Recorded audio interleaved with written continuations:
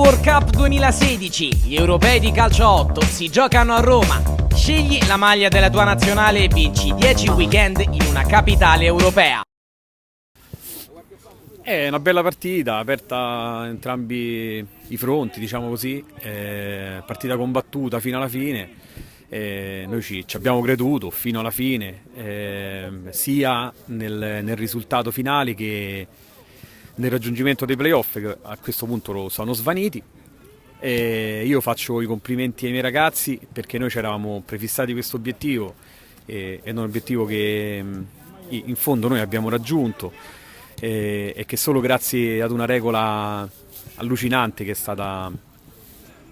dicono, messa in votazione, l'abrogazione, come si fa con i referendum, no?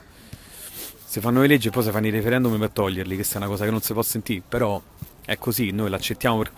in quanto tale. Però io faccio i complimenti ai miei, faccio i complimenti al COD, io l'ho detto che il COD è una gran bella squadra che non merita la posizione che ha, e ce la siamo giocata fino all'ultimo sia noi che loro. Questo sta a dimostrare che in fondo siamo due società molto serie.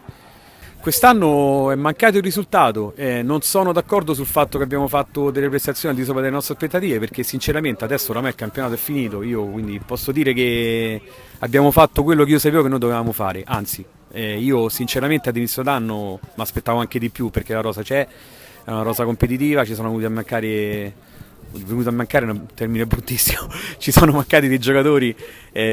durante l'arco dell'anno, vuoi per infortuni, vuoi per problemi vari, però la rosa c'è, è competitiva, verrà confermata in blocco il prossimo anno e abbiamo già fatto degli acquisti che naturalmente non dirò nemmeno sotto tortura,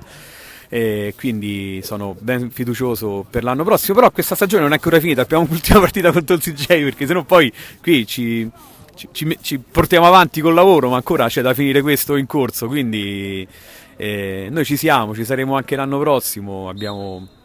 buone sensazioni, poi l'anno prossimo si vedrà.